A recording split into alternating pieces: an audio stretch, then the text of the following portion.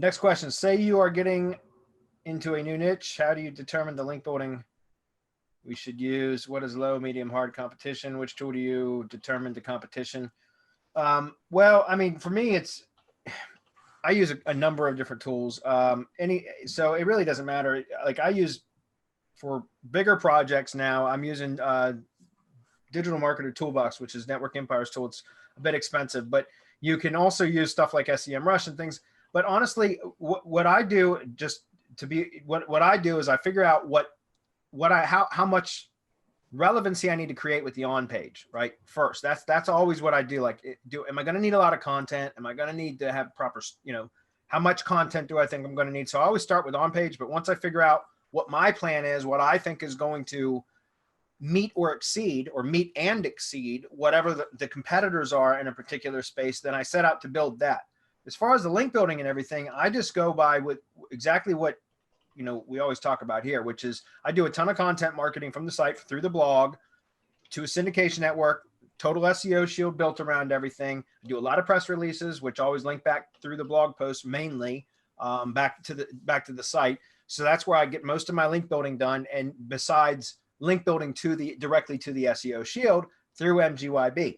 Now, for most projects that I'll start with a big link building package. So the competitive, what is it? The Nitro, I guess we call it the Nitro kit or the Nitro pack, link building, just to kind of seed everything right off the bat. But then I just get into a regular schedule of doing either embeds or link building or embeds plus link building.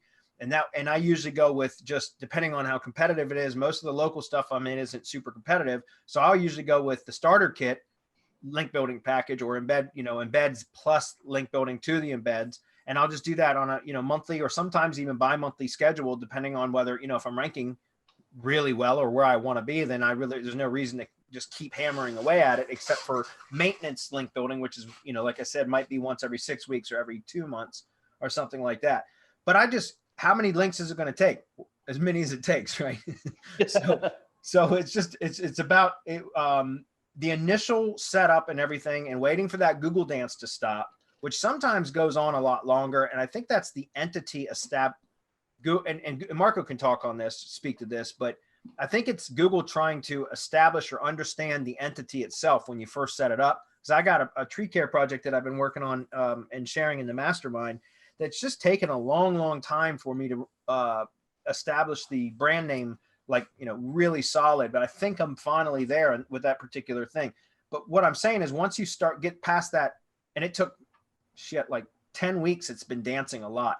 But I've also been going really aggressive with the content marketing and link building through press releases and everything. So I think that's kind of prolonged the Google dance.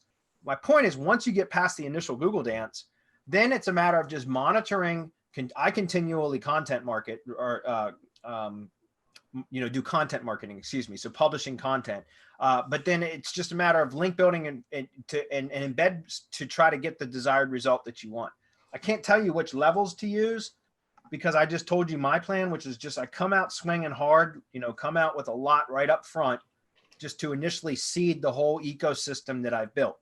And then from there, it's just more of an ongoing, the tortoise wins the race type thing, where I just constantly publishing new content and constantly powering up the SEO shield in strategic locations to get the desired result. What do you say, Marco? Oh man, good question. Yeah, it's an excellent question, but that's just how it is, isn't it? I'm not sure how much to add to that. Okay, good enough.